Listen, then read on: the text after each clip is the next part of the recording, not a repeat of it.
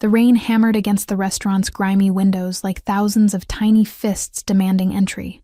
I stood in the back kitchen of Giovanni's, my fingers pruned from dishwater, my back aching from 12 straight hours of bussing tables and scrubbing pans. The scent of garlic and burnt tomato sauce clung to my uniform.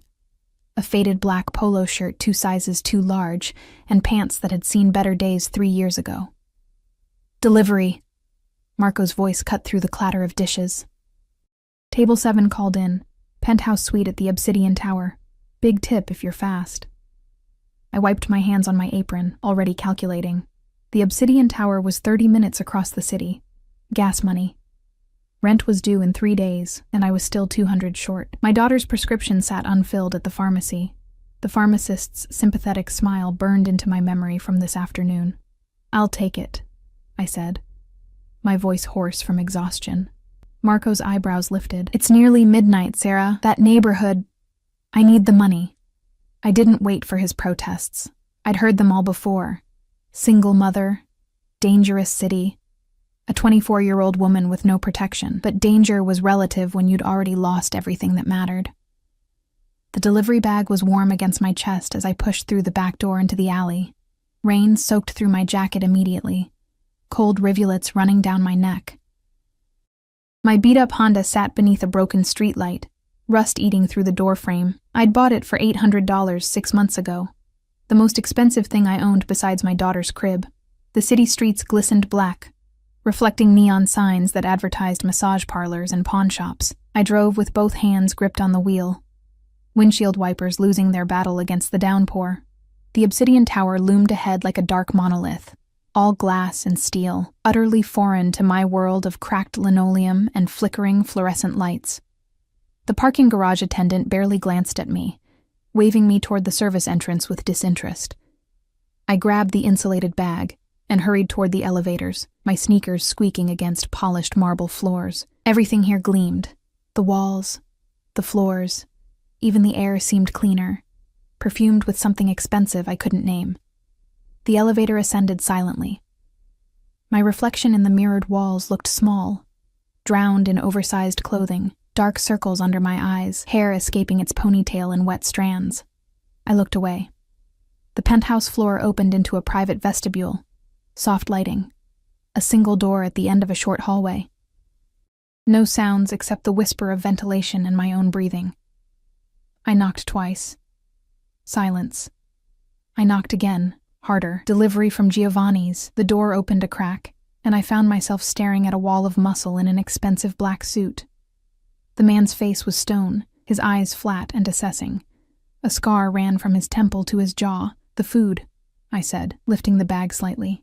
My voice wavered. Something felt wrong. The air tasted metallic, sharp. The door opened wider. The man stepped aside. Inside. "I just need a signature. Inside." Not a request. My instincts screamed at me to run. But I thought of the pharmacy, of my daughter's fever last night, of the eviction notice tucked into my purse.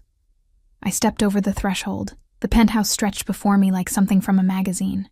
Floor-to-ceiling windows showcased the rain-drenched cityscape, lightning occasionally illuminating clouds in brilliant flashes. Dark leather furniture. Abstract art on the walls. The scent of expensive cologne and cigar smoke. 4 men stood in the living area. They turned as one when I entered, and every cell in my body recognized predators. They wore casual clothes, jeans, leather jackets, but they moved with coordinated precision. One held a gun casually at his side. My hands went numb. The delivery bag slipped, and I caught it clumsily. "Who the fuck is this?" one of them demanded. His accent thick. Eastern European? Maybe Russian? "Delivery girl," the scarred man behind me said. "She just arrived."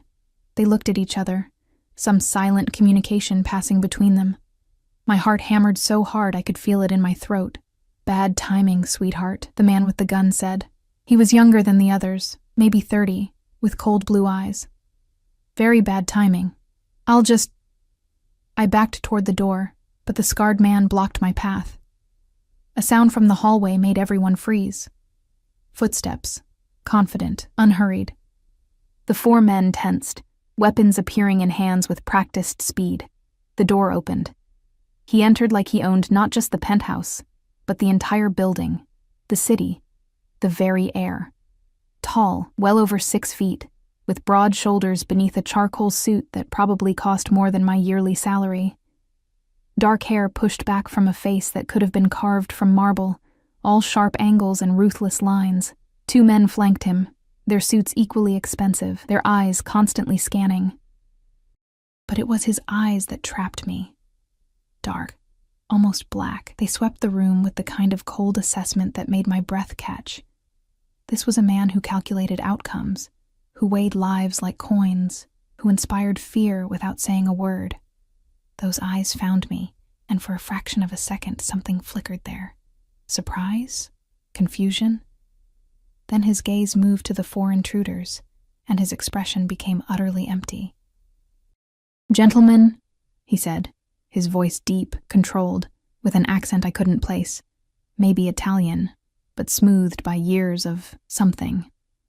"I don't recall inviting you. Konstantin Volkov sends his regards," the man with the gun said, raising the weapon. "Your time is up, Dante Moretti." The name hit me like a slap, Dante Moretti. Even I, who avoided news and lived in my small bubble of survival, had heard whispers of that name, the city's ghost king, the man who controlled everything from the shadows. Mafia boss, murderer, untouchable. And I was standing in his penthouse while 4 men pointed guns at him. Dante's expression didn't change. "I see Konstantin still lacks imagination. Sending 4 men?" His lips curved slightly, not quite a smile. "He overestimates me or underestimates you. Either way, disappointing." Enough talk. Everything happened at once. The 4 men moved simultaneously, weapons rising. Dante's bodyguards reacted, reaching for their guns. Time seemed to slow, every detail crystallizing with horrifying clarity, and I moved. I didn't think. Thinking was for people with options, with safety nets, with futures. I was a woman who'd survived an abusive relationship, who'd fled with nothing but her daughter and a desperate hope. I was someone who'd learned that sometimes you fought, not because you were brave, but because you had no other choice. My hand found the delivery bag. The metal containers inside, heavy, hot, solid. I swung. The bag connected with the nearest gunman's wrist with a crack that echoed through the penthouse. His weapon flew from his grip, skittering across the marble floor. Scalding marinara sauce exploded from the container, spraying across his face. He screamed. I dove for the fallen gun. My fingers closed around cold metal just as hands grabbed my shoulders, yanking me backward. I twisted, drove my elbow into soft tissue, a technique learned from 3 months of self-defense classes I'd taken after leaving my ex. The man grunted, his grip loosening. Gunfire erupted. The sound was deafening, nothing like the movies. Glass shattered. Someone shouted in Italian. I hit the floor. The gun clutched against my chest, my ears ringing. A body fell beside me, one of the intruders, blood blooming across his shoulder. His eyes met mine, wide with shock and pain. Strong hands gripped my arm, pulling me behind the leather couch. I found myself pressed against solid muscle, surrounded by the scent of expensive cologne and gunpowder. Dante Moretti held me against him, one arm around my waist, his other hand holding his gun with steady precision. "Stay down," he commanded, his voice against my ear sending shivers down my spine despite the chaos. I couldn't have moved if I wanted to. His body was a wall of heat and controlled violence, his heartbeat steady against my back while mine tried to escape my chest. Through the gap beneath the couch, I watched polished shoes moving, heard grunts and the wet sound of fists hitting flesh. It was over in less than 2 minutes. When Dante finally released me, standing in one fluid motion, I remained on the floor, trembling. I looked up to find all 4 intruders subdued, 2 unconscious, one bleeding and groaning, one held at gunpoint by Dante's bodyguards. Dante straightened his suit jacket, barely disheveled. His eyes found me again, and this time they lingered, traveling from my face down to the gun still clutched in my white-knuckled grip.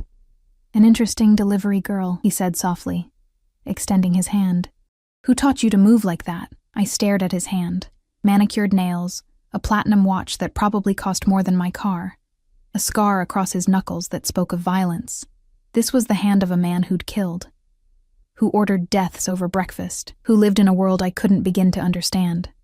But I took it, because what choice did I have? His grip was firm, controlled, pulling me to my feet effortlessly. He didn't release my hand immediately. Instead, his thumb brushed across my knuckles, a gesture so gentle it seemed impossible from a man who just orchestrated a precision takedown of 4 armed attackers. "What's your name?" he asked. "Sarah." My voice came out barely above a whisper. "Sarah Mitchell. Sarah." He said it like he was tasting the syllables, memorizing them. "You just saved my life." I shook my head. "Your men would have been half a second too late." His eyes held mine, and I saw something dangerous there, something that made my stomach flip. That half second matters. In my world, it's everything. One of his bodyguards cleared his throat. "Boss, we need to clean this up. And her, she stays," Dante said, never looking away from me. "We have much to discuss, Sarah Mitchell." The way he said my name felt like a chain clicking into place. They moved with terrifying efficiency. Within minutes, the 4 attackers were gone, dragged to the service elevator by men who appeared from nowhere, all wearing the same expensive suits, the same cold expressions. No one spoke except in clipped Italian phrases I couldn't understand. Blood was cleaned from the marble floor with industrial precision. The shattered window was covered with plastic sheeting that appeared from some hidden storage. I stood frozen by the couch, still holding the gun, watching this choreography of criminal competence unfold around me. "Give me that before you hurt yourself." I turned to find Dante behind me, close enough that I could see the faint stubble along his jaw, smell the cedar and bergamot of his cologne mixed with cordite. He held out his hand for the weapon. I surrendered it, my fingers tingling as they left the cold metal. He checked the safety with practiced ease, then handed it to one of his men without looking. His attention remained fixed on me with an intensity that made my skin prickle. "Sit. You're shaking." I was. My knees felt like water, adrenaline crashing through my system in waves. I sank onto the leather couch, and he sat across from me in a matching armchair, leaning back with the casual confidence of a man utterly in control. "Wine?" he offered. "I don't drink." The lie came automatically. I couldn't afford to drink, couldn't afford to lose even a moment of alertness when I had a 3-year-old daughter depending on me. His lips quirked. "Smart. I appreciate that." He gestured to one of his men. "Water. And something to eat that isn't covering the floor." The man disappeared silently. We sat in silence for a moment. Outside, lightning illuminated the city in brilliant flashes, rain continuing its relentless assault on the windows.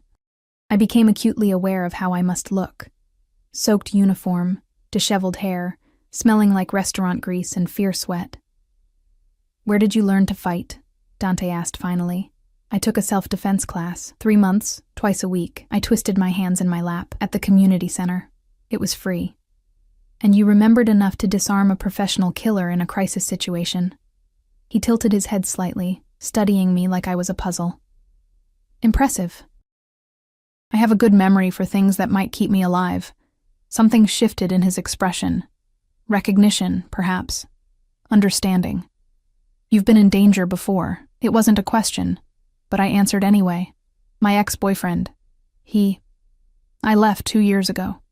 Took my daughter and ran." "And he let you go?" I met his eyes. "He didn't have a choice. I made sure of it." For the first time, Dante smiled.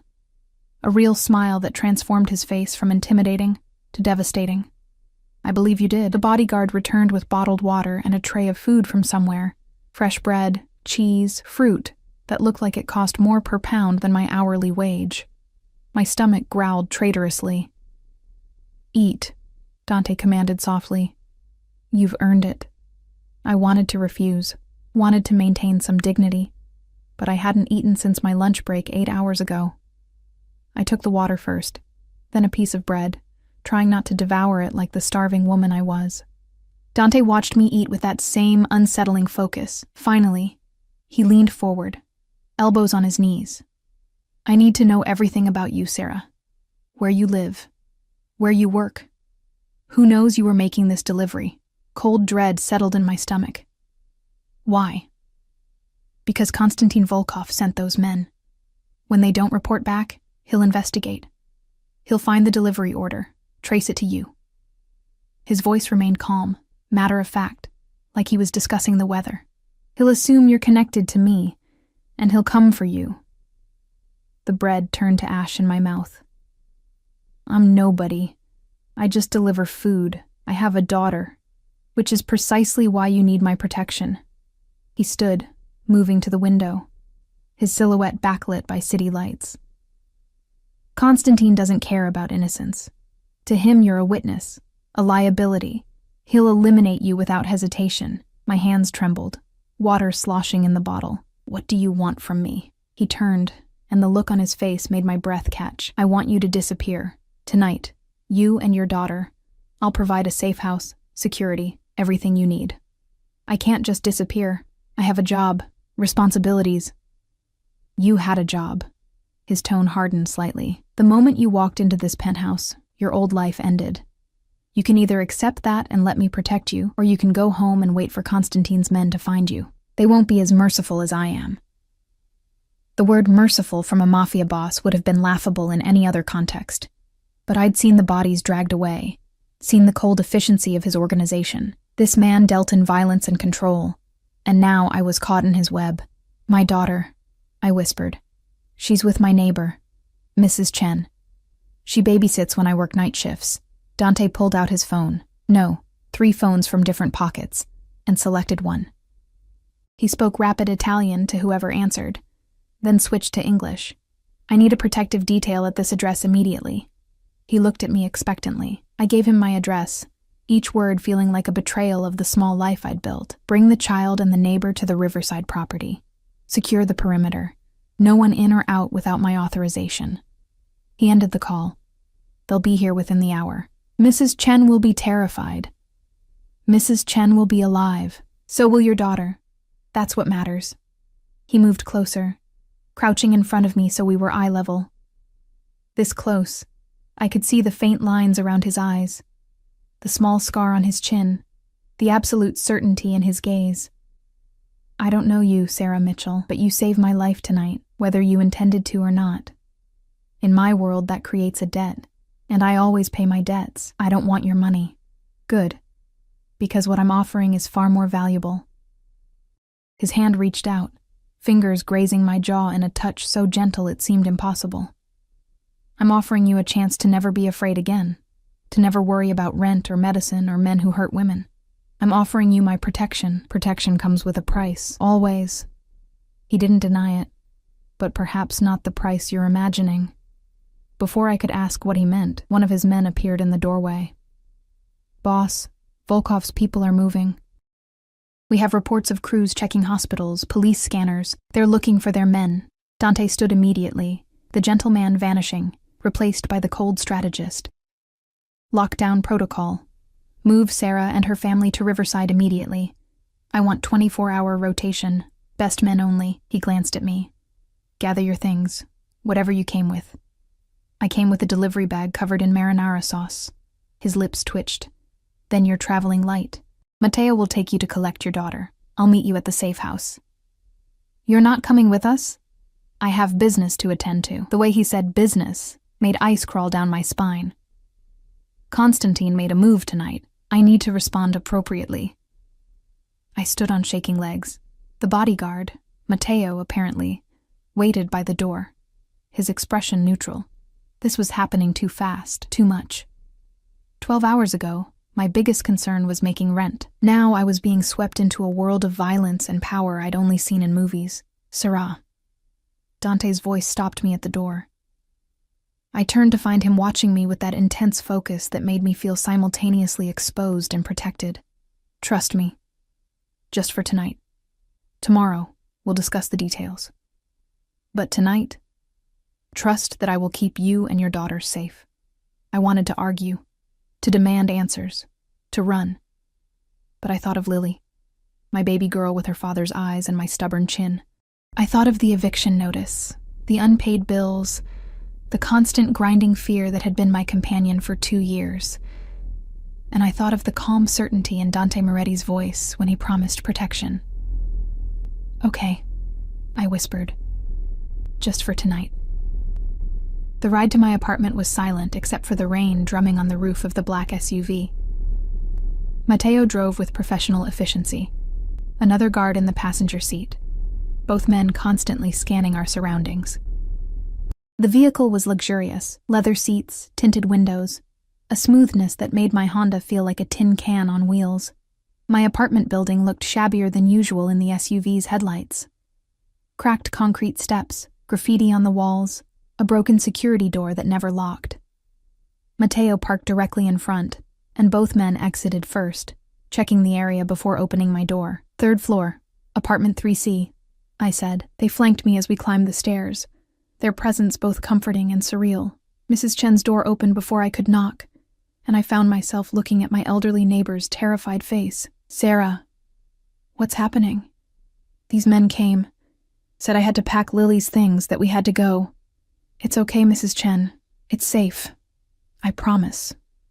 I pushed past her into the small apartment, nearly identical to mine. Lily was asleep on the couch, her tiny body curled around her favorite stuffed rabbit, dark curls spread across the pillow. My heart clenched. She looked so small, so innocent, so utterly unaware that her mother had just dragged her into a nightmare. "We need to move," Matteo said quietly from the doorway. Now, I gathered Lily carefully, and she stirred, blinking sleepy eyes at me. "Mama?" "Shh, baby. We're going on an adventure. Go back to sleep." She tucked her face against my neck trustingly, already drifting off again. Mrs. Chen gathered the diaper bag and Lily's favorite blanket with shaking hands. "What about my apartment?" I asked Matteo. "My things. We'll send someone tomorrow to collect whatever you need. Right now, we leave." The safe house was 40 minutes outside the city, a sprawling property hidden behind high walls and electronic gates. The main house was modern, all glass and clean lines, lit from within like a jewel box. Gardens surrounded it, manicured even in the rain, with security lights illuminating the perimeter.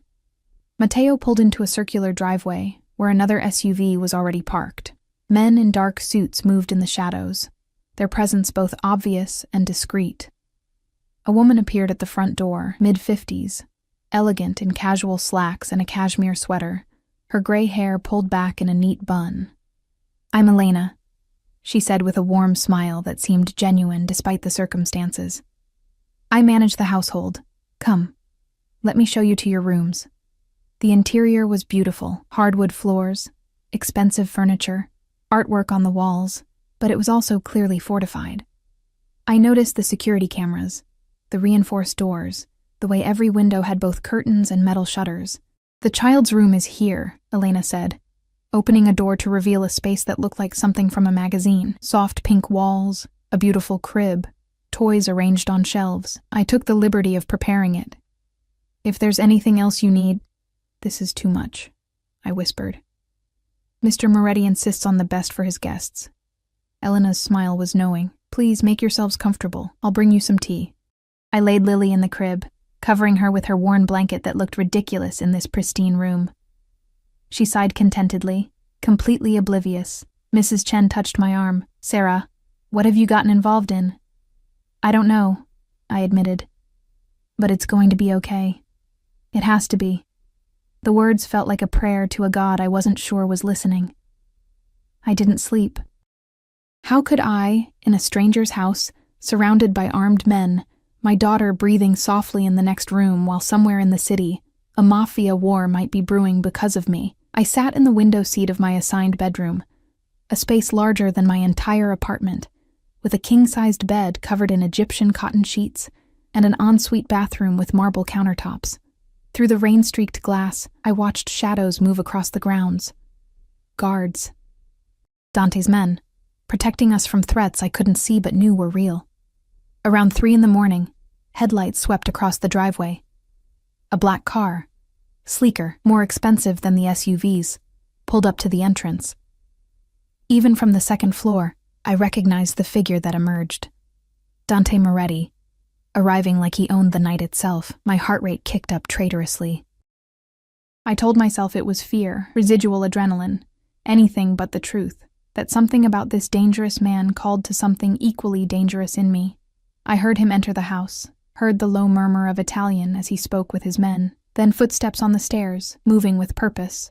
A soft knock on my door. I crossed the room, hesitated with my hand on the handle. Yes? It's Dante. May I come in? I opened the door to find him standing in the hallway, jacket gone, shirt sleeves rolled up to reveal forearms corded with muscle and marked with scars. He looked tired, I realized. The perfect facade showed cracks, tension around his eyes, a tightness to his jaw. Did I wake you? He asked. I wasn't sleeping. No, I didn't think you would be. He glanced past me into the room. May I? I stepped aside, acutely aware of my borrowed pajamas, soft cotton that Elena had provided, far nicer than anything I owned. Dante entered, his presence immediately making the large room feel smaller, the air thicker. Is Lily settled? He asked. The fact that he remembered my daughter's name shouldn't have surprised me, but it did. She's sleeping. She doesn't know anything's wrong. Good. Let's keep it that way. He moved to the window where I'd been sitting, looking out at his domain. Constantine's men are all dead or scattered. The ones who survived tonight won't talk. I've sent word through channels that there will be consequences if he targets civilians connected to this incident. Will that stop him? No. His honesty was brutal. But it will make him cautious. Buy us time. Time for what?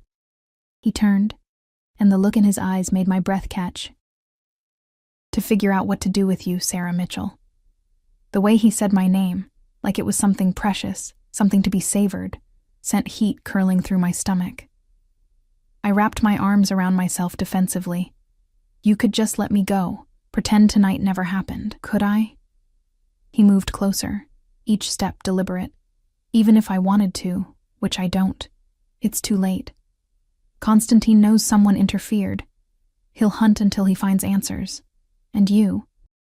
He stopped a foot away, close enough that I had to tilt my head back to meet his eyes. You're too memorable to hide. I'm nobody. A delivery driver. You're a woman who disarmed a trained killer with a bag of pasta. His lips curved slightly. You're a survivor who escaped an abuser and built a life from nothing. You're a mother who works herself to exhaustion to provide for her child. His hand rose, fingers grazing my cheek so gently I barely felt it. You are many things, Sarah, but nobody isn't one of them. I should have stepped back. Should have put distance between myself and this man who dealt in death, who controlled an empire built on violence and fear. But I stood frozen, caught by the intensity in his gaze, by the strange gentleness in his touch. What do you want from me? I whispered. Right now? I want you to sleep, to feel safe. Tomorrow we'll talk about the rest. The rest of what? His thumb traced my jawline, and I shivered. The rest of your life. Because whether you like it or not, you're under my protection now. That means you're mine to keep safe. The possessiveness in his voice should have terrified me. Instead, it kindled something warm and dangerous in my chest. I'm not property. No, he agreed. You're far more valuable than that. Before I could process that statement, he stepped back, the spell breaking. Sleep, Sarah. I'll have breakfast sent up. Tomorrow, we discuss your options. He was at the door when I found my voice. Dante? He paused, looking back. Thank you. For protecting Lily. Whatever else happens. Thank you for that. Something softened in his expression. I would never let harm come to a child, especially not yours. He hesitated, then added, My mother died when I was Lily's age. I know what it is to be vulnerable in a dangerous world. I won't let that happen to her. Then he was gone, the door clicking shut behind him, leaving me alone with the revelation that the infamous Dante Moretti had just shown me a glimpse of the human beneath the monster. Morning came with weak sunlight filtering through clouds. I woke with a start, disoriented by the unfamiliar room, before memory crashed back. Mafia, gunfight, Dante. Lily's voice drifted from the next room, happy babbling punctuated by Mrs. Chen's gentle responses. I found them in the nursery, My daughter playing with toys that must have appeared overnight, looking utterly content. "Mama!" She toddled over, arms raised, and I swept her up, breathing in her baby shampoo scent like it could anchor me to sanity. "Someone brought breakfast," Mrs. Chen said, gesturing to a rolling cart laden with food. Fresh fruit, pastries, eggs, bacon, enough to feed a family for a week. "Sarah, this is insane. We can't stay here. We don't have a choice." "There's always a choice." Before I could respond, Elena appeared in the doorway. "Good morning. I hope you slept well. Mr. Moretti would like to see you in his study when you're ready.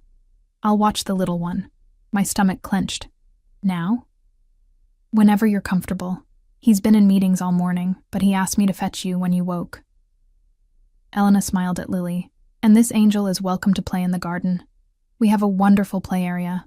I looked at Mrs. Chen, who nodded reluctantly. "Go. I'll stay with her." 20 minutes later, showered and dressed in clothes that had mysteriously appeared in my closet, designer jeans that fit perfectly, a soft sweater in deep blue, I followed Elena through the house. In daylight, I could see more details. The security measures disguised as decor, the way every room had multiple exits, the expensive art that probably cost more than I'd earn in a lifetime. The study was all dark wood and leather, bookshelves lining the walls, a massive desk dominating one end. Dante stood by the window, phone to his ear, speaking rapid Italian.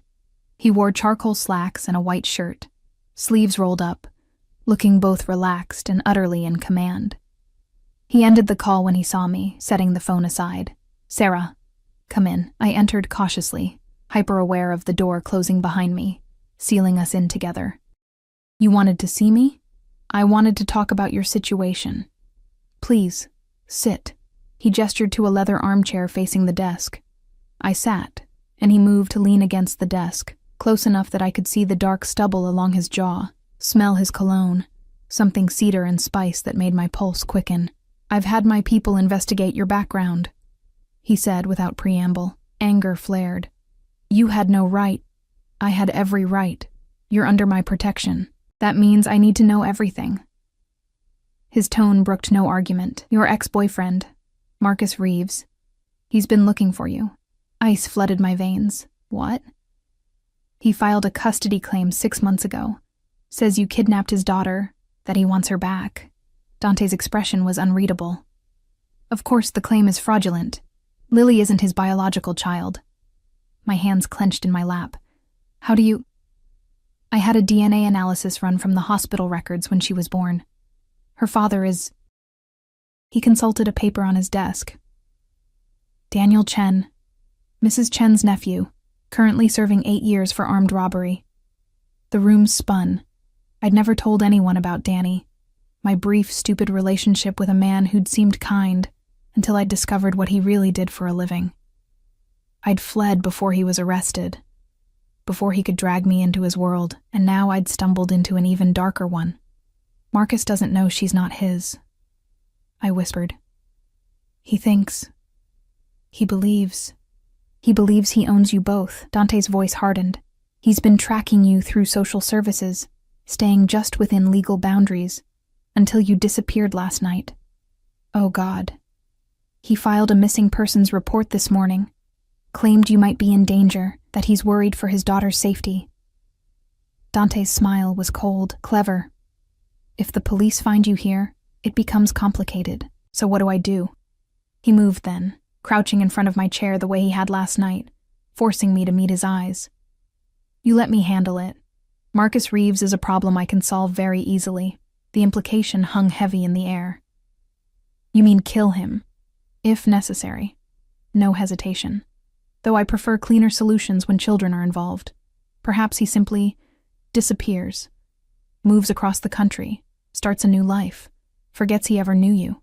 "You can't just—" "Sarah." His hands covered mine, warm and strong.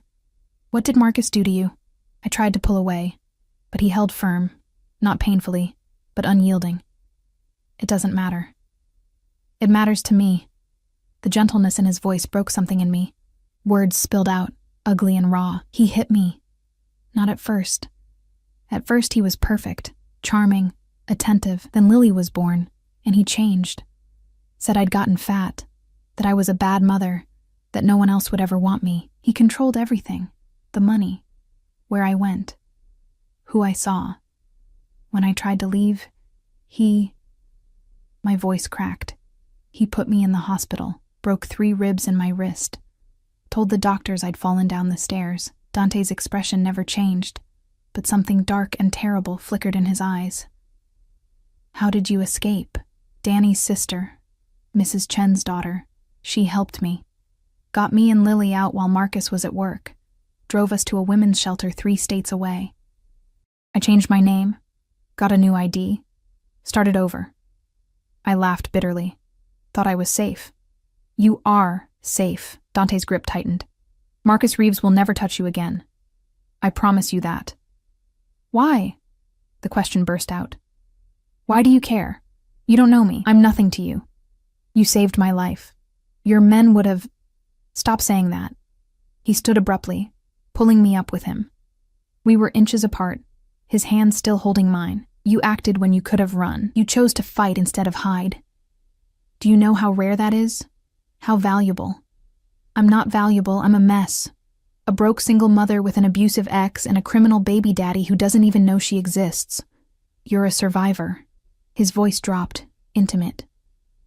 You're strong and smart and brave. And you're exactly the kind of person I want in my life. The air between us crackled with tension. I should have stepped back, should have remembered who he was, what he did. But all I could think about was the warmth of his hands, the intensity in his eyes, the strange safety I felt in his presence despite every logical reason to run. What are you saying? I whispered. I'm saying I want you to stay. Not as a temporary guest, not just until the threat passes. His thumb traced circles on the back of my hand. I want you here, with me. You and Lily. Protected, provided for, safe. As what? Your mistress? Your kept woman? As whatever you want to be. He released one hand to cut my face. I won't lie to you, Sarah. I'm a dangerous man. I've done terrible things. I'll do more terrible things, but I protect what's mine, and I'm asking you to be mine. My heart hammered against my ribs. This was insane. Impossible. Everything I should refuse. But when I looked into Dante Moretti's eyes, I didn't see a monster. I saw a man offering me something I'd never had. True protection. Real safety. A chance to stop running. I need to think. I managed and think. He stepped back, giving me space. Stay here. Let me handle Marcus and Constantine. Get to know this life. Then decide. A knock on the door interrupted us. One of Dante's men entered, his expression grim. Boss, we have a situation. Marcus Reeves just showed up at Sarah's old apartment with police. He's claiming she kidnapped his daughter. Dante's jaw tightened. And? He has a court order. Emergency custody based on the missing persons report. They're looking for her now. The trap was closing. I could feel it. The walls pressing in. Dante looked at me, and I saw the calculation in his eyes. The strategic mind working through options. Then his expression cleared, and he smiled. A dangerous, predatory smile. Then let's give them something to find, he said. Get the documents ready. All of them. What documents? I asked. He turned to me, and the look on his face made my stomach flip. The ones that prove you're under the protection of someone Marcus Reeves would be very foolish to cross. The ones that make it clear that any attempt to take Lily will result in consequences he can't imagine. What are you going to do? His smile widened.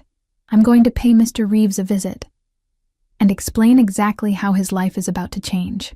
The next 6 hours passed in a blur of controlled chaos. Dante disappeared with half his men, leaving Matteo and a full security detail at the house. Elena kept Lily entertained in the garden while Mrs. Chen and I waited in the living room, tension thick enough to choke on. This is madness, Mrs. Chen whispered for the 100th time. We should call the police, tell them everything. And say what? That a mafia boss is protecting us from my abusive ex-boyfriend? That'll go well. I paced the length of the windows, watching the guards patrol outside. Dante said he'd handle it. And you trust him? A criminal? I stopped, considering. Did I trust him? This man I'd known less than 24 hours, who killed people as casually as I delivered food, who controlled an empire of violence I couldn't begin to understand. But I remembered the gentleness in his touch, the fury in his eyes when I'd told him about Marcus, the way he'd promised to keep Lily safe. And I remembered something else, the absolute certainty in his voice when he gave orders, the unwavering confidence of a man who always got what he wanted. I trust that he doesn't make promises he can't keep, I said finally. The sound of cars in the driveway made us both jump. Through the window, I watched the black SUVs pull up, Dante emerging from the lead vehicle with that same unhurried grace. He was alone. No Marcus, no police, no sign of the confrontation I'd been dreading. He entered the house, and I met him in the foyer, my heart in my throat. What happened? It's handled. He pulled off his jacket, handed it to Elena without looking. Marcus Reeves has withdrawn his custody claim and missing persons report. He's also signed a legal document relinquishing all claims to Lily, now and forever. I stared at him. How? What did you... I made him understand the situation. Dante's smile was cold. He was very cooperative once he realized the alternative. You didn't kill him. I told you. I prefer cleaner solutions when children are involved. He moved closer, and I caught the scent of smoke on his clothes, something acrid that made my stomach turn. Though I did ensure he understands the consequences of ever approaching you again. He's currently on a flight to Seattle with a new job, and a very strong incentive to stay there. You can't just... I can. I did. His hand cupped my face, thumb brushing my cheekbone. You're safe now, Sarah. Truly safe. Marcus is gone. Constantine has been neutralized. You can breathe. The relief that crashed through me was so intense my knees buckled. Dante caught me, pulling me against his chest, and I let myself collapse into his strength. For the first time in 2 years, I wasn't looking over my shoulder, wasn't calculating escape routes, wasn't terrified that every knock on the door might be Marcus coming to finish what he'd started. Thank you, I whispered against his shirt, feeling his heartbeat steady beneath my cheek. His arms tightened around me. You don't need to thank me for protecting what's mine. There was that possessiveness again, that casual claim of ownership. I should have resented it, should have pulled away. But instead I burrowed closer, letting myself be held by this dangerous man who'd somehow become my salvation. Mr. Moretti? Elena's voice broke the moment. The items you requested have arrived. Dante released me slowly, reluctantly. Bring them to the study. Sarah, come with me. I followed him back to the familiar room, now with afternoon sunlight streaming through the windows. On his desk sat several boxes, sleek white packaging with designer logos I recognized from magazine ads. What is this? I asked. I took the liberty of having some things delivered. Clothes, toiletries, items for Lily. He opened one box to reveal a stunning dress in deep emerald silk. I'm hosting a dinner tonight. I'd like you to attend. My stomach clenched. A dinner? With who? Business associates. People who need to see that you're under my protection. That harming you means answering to me. He pulled out the dress, holding it up to me. This will suit you perfectly. I can't go to a mafia dinner. You can, and you will. His tone left no room for argument. These people operate on perception. Right now, they're wondering who you are, why I've extended my protection to a stranger. If you hide, they'll see weakness. But if you appear at my side, confident and claimed, he smiled, they'll understand exactly how valuable you are to me. This is insane. I don't know how to act at fancy dinners. I'll embarrass you. Sarah. He set down the dress, gripping my shoulders. You disarmed a trained killer with pasta. You survived an abuser and built a life from nothing. You can handle a dinner party. His eyes softened slightly. Besides, I'll be with you. Every moment. No one will dare make you uncomfortable. The promise in his voice sent warmth through my chest. What if I say no? Then I'll respect that. But I'm asking you to trust me, one evening.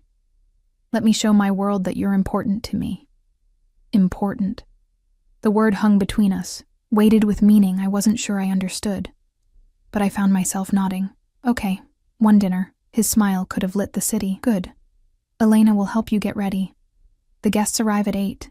The dress fit like it had been made for me, which, given Dante's resources, it probably had been. Deep green silk that hugged my curves and fell to mid-thigh, with a neckline that was suggestive without being obscene. Elena had done my makeup, kept my hair simple but elegant, and provided jewelry that probably cost more than my car. I stared at my reflection and didn't recognize the woman looking back. She looked sophisticated, confident, like she belonged in this world of luxury and danger. You look beautiful, Elena said, smiling. Mr. Moretti won't be able to take his eyes off you. That's what I'm afraid of, I muttered. A knock on the door, and Dante entered without waiting for permission. He stopped when he saw me, and something flared in his eyes. Heat and possession, and something darker that made my pulse race. Perfect, he said softly, moving closer. Absolutely perfect. He was devastating in a tailored black suit, dark tie, his hair styled back from his face, the civilized veneer of wealth and power, barely concealing the predator beneath. He offered his arm. Ready? I took it, feeling the solid strength of muscle beneath expensive fabric, as I'll ever be. The dinner was held in the formal dining room, a space I hadn't seen before, all crystal chandeliers and mahogany furniture. 20 people were already mingling, drinks in hand, conversations pausing as we entered. Every eye turned to us, to me. Dante's hand settled possessively on the small of my back. Gentlemen, ladies, allow me to introduce Sarah Mitchell. She's under my personal protection. The message was clear. Touch her and die. An older man approached, silver-haired and distinguished in an expensive suit.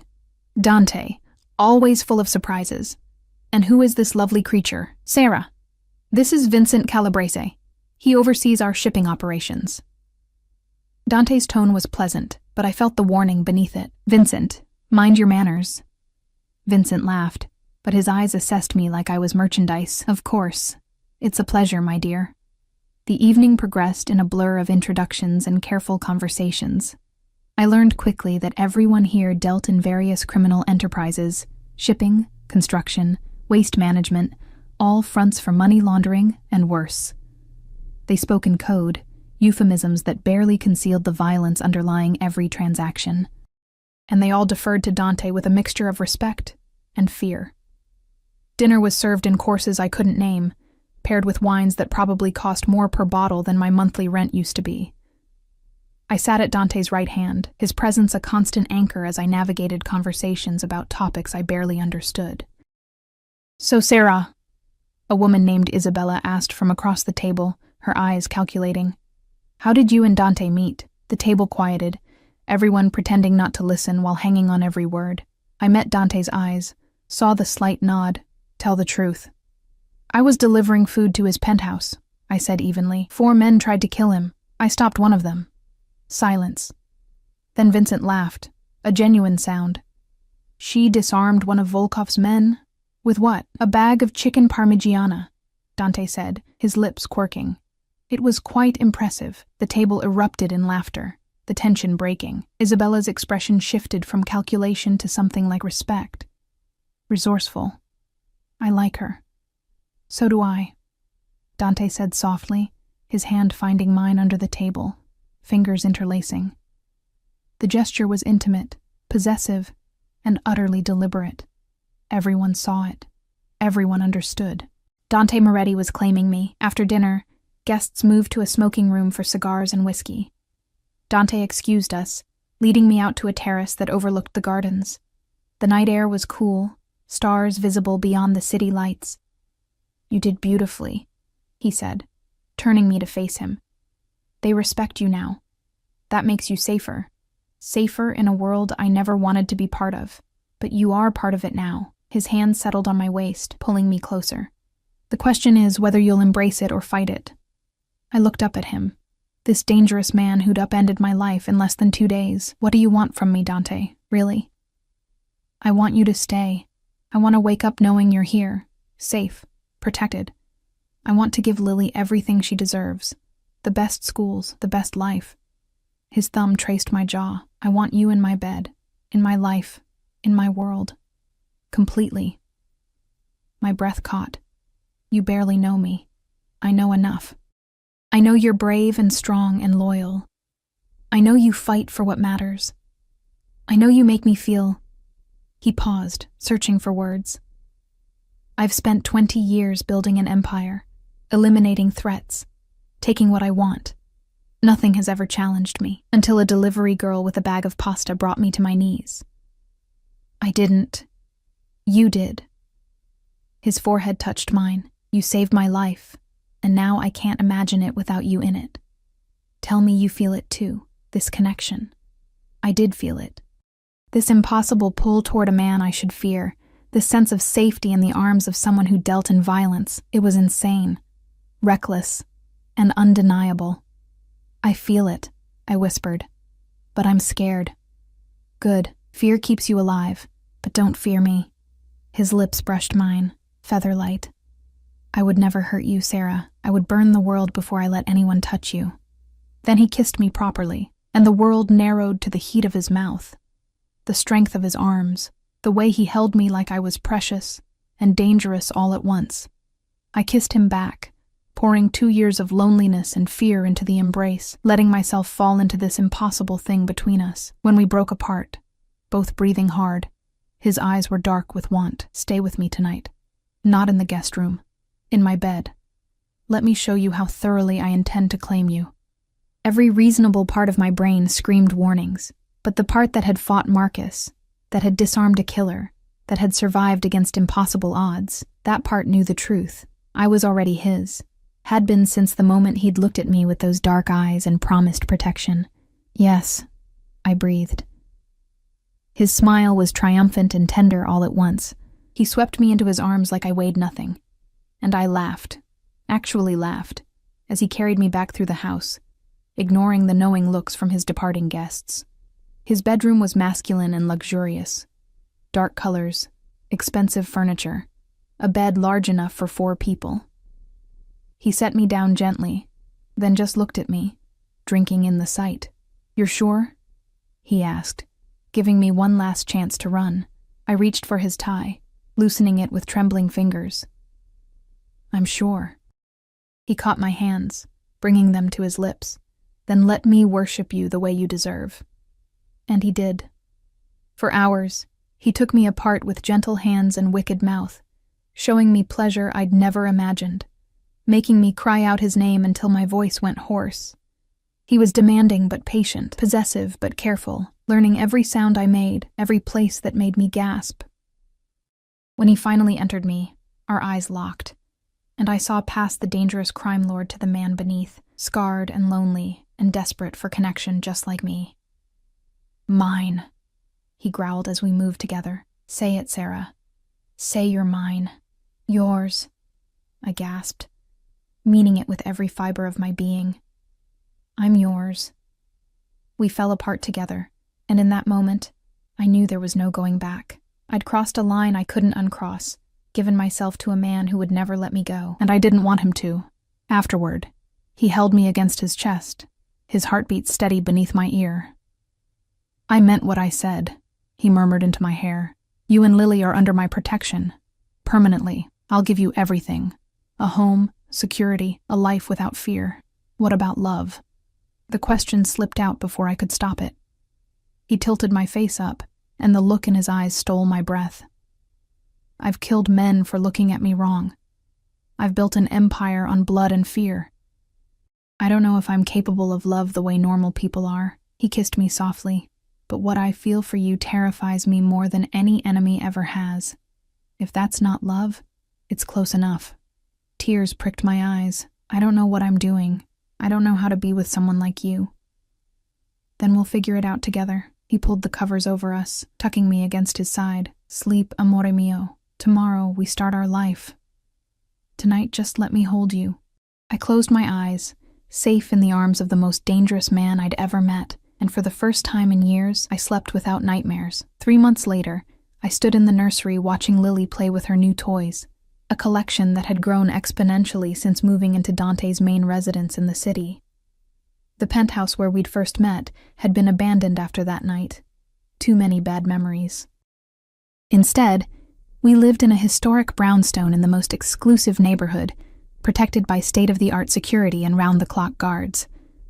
My daughter had adapted with the resilience only children possess.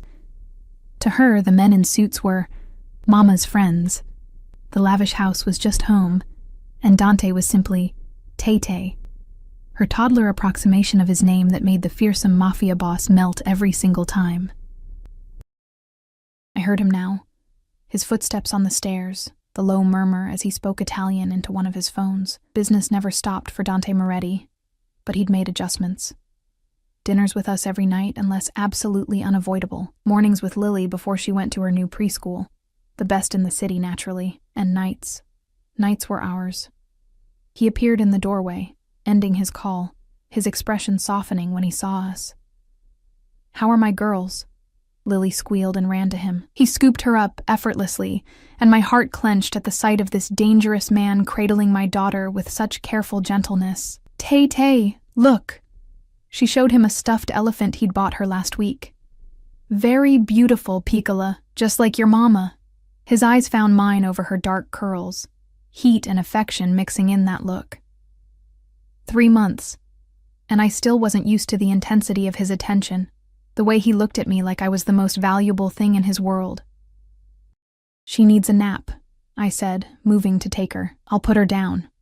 He carried Lily to her crib, sitting beside it and telling her a story in soft Italian until her eyes drifted closed. When he rejoined me in the hallway, he pulled me against him immediately, his hands settling possessively on my waist. "We need to talk." My stomach clenched. Those words never meant anything good. "About what?" "Come to my study." I followed him downstairs, noting the tension in his shoulders, the tight set of his jaw. Whatever this was, it was serious. In the study, he poured himself a whiskey, unusual for him during the day, and leaned against his desk. "I received word this morning. Daniel Chen is being released early. Good behavior." The room tilted. "Danny? Lily's father?" "Yes." Dante's expression was unreadable. "He'll be out in 2 weeks. And Sarah, he knows about Lily." Ice flooded my veins. "How?" "His aunt." Mrs. Chen felt guilty keeping the secret. She wrote to him 6 months ago, told him he had a daughter. Dante's voice was carefully neutral. "He's been fighting for early release ever since. His lawyer filed for custody rights." I sank into a chair, the implications crashing over me. He's a criminal." "So am I." Dante's smile was bitter. "The difference is, I've never been caught.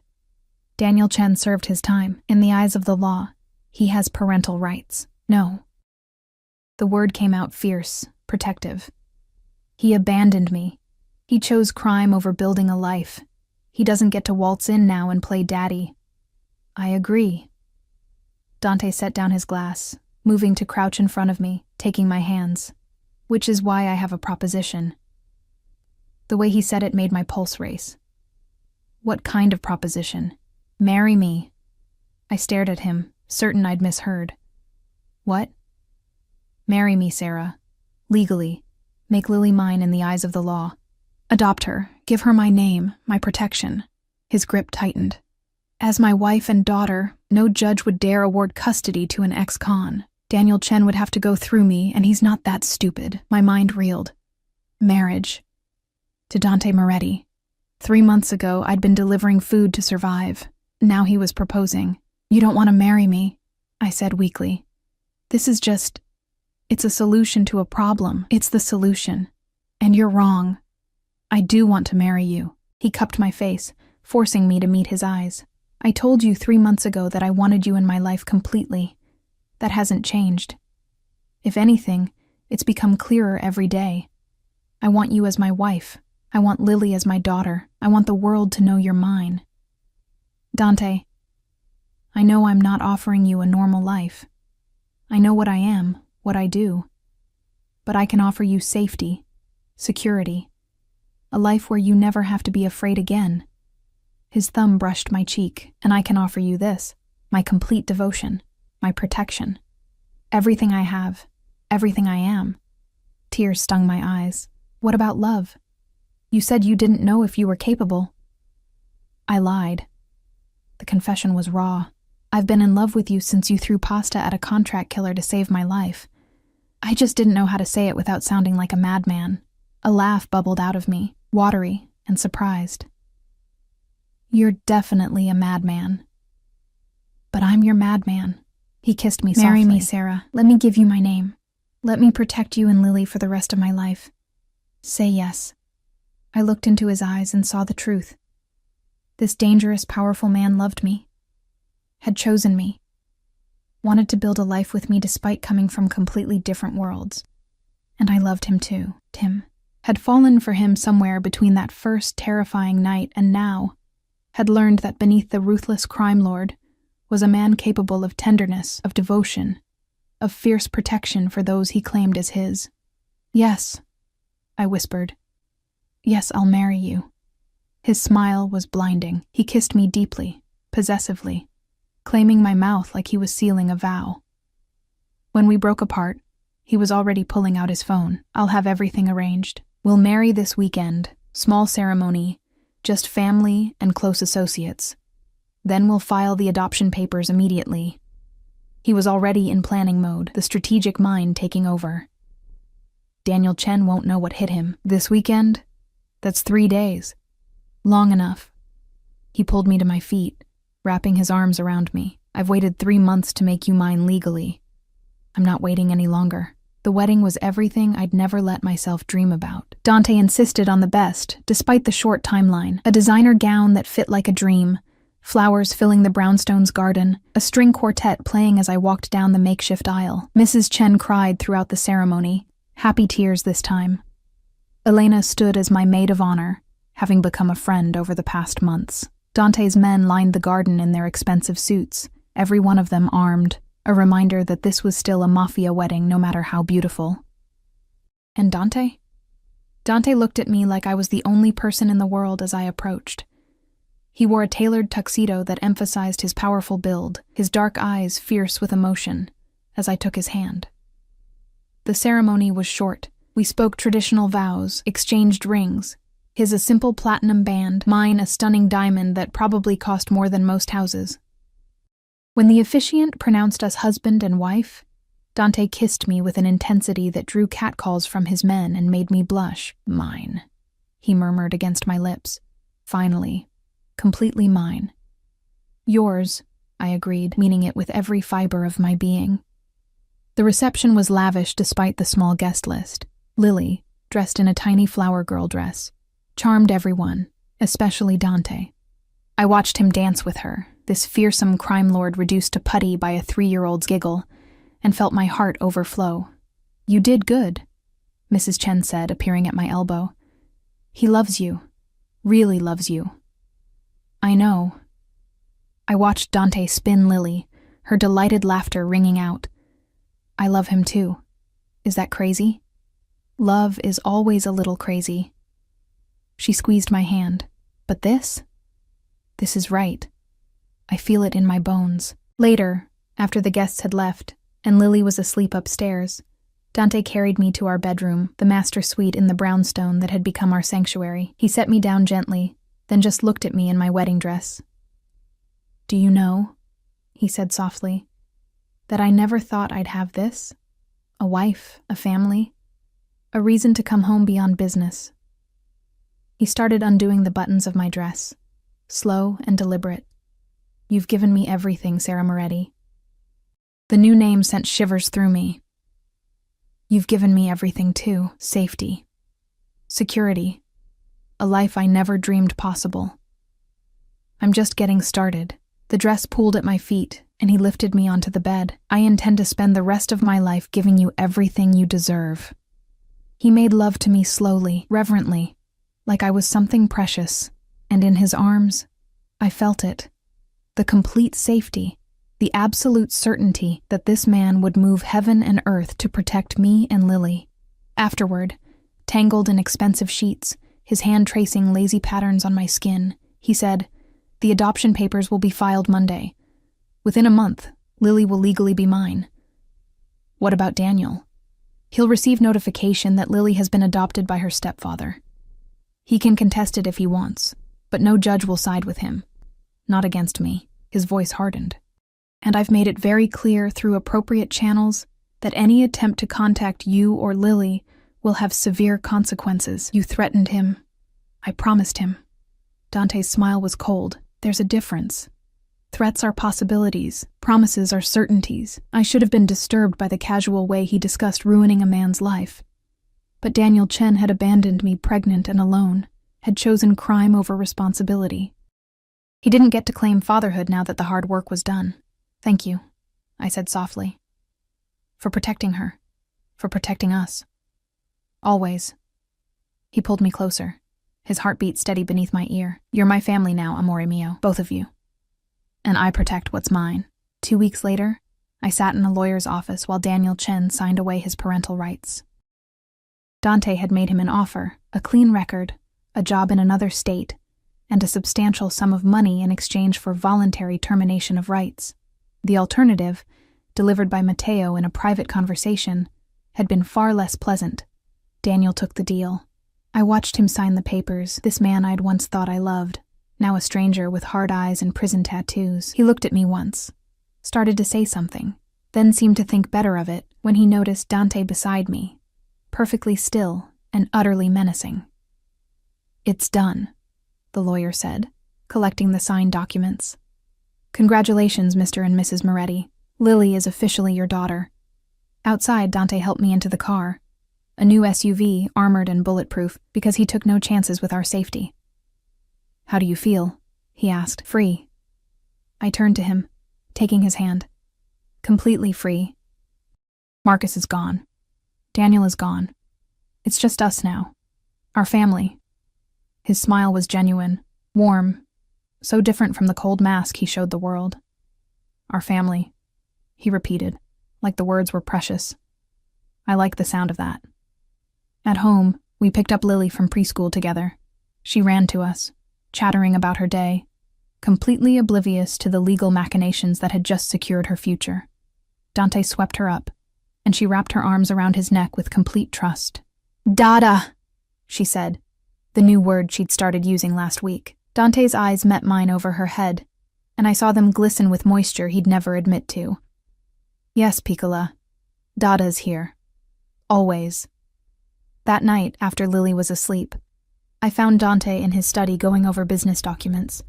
I wrapped my arms around him from behind, resting my cheek against his back. Thank you, I said, for everything, for saving us, for loving us. He turned, pulling me into his lap.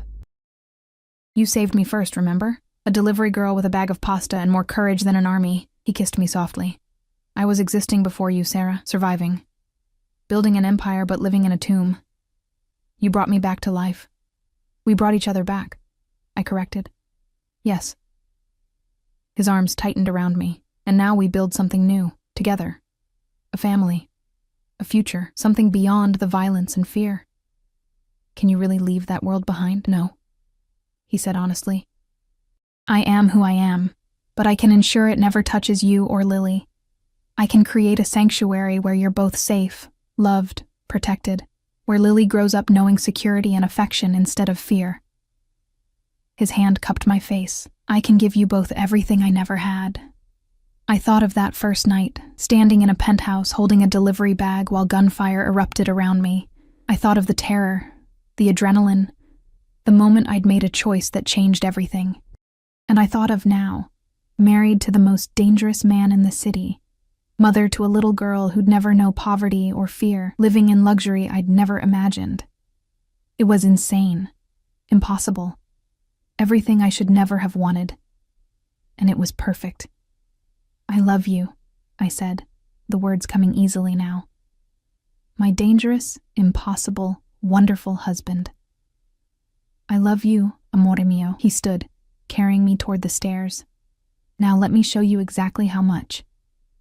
As he carried me to our bedroom, past the security monitors and armed guards, past the evidence of his dangerous world, I felt nothing but complete certainty. This was my life now, our life. I'd walked into danger armed with nothing but pasta and desperation, and walked out with everything. A family, a future, a love so fierce it could survive anything. And Dante Moretti, former delivery girl's unexpected salvation, ruthless crime lord. And the man who'd promised to burn the world to keep me safe kept every single promise he made.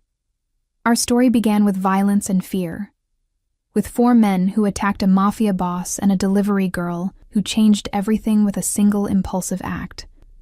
But it ended with love, with family, with a little girl calling a dangerous man Dada, and meaning it with her whole heart. It ended with me in the arms of a man who'd given me the world, and the absolute certainty that we'd protect this life we'd built together.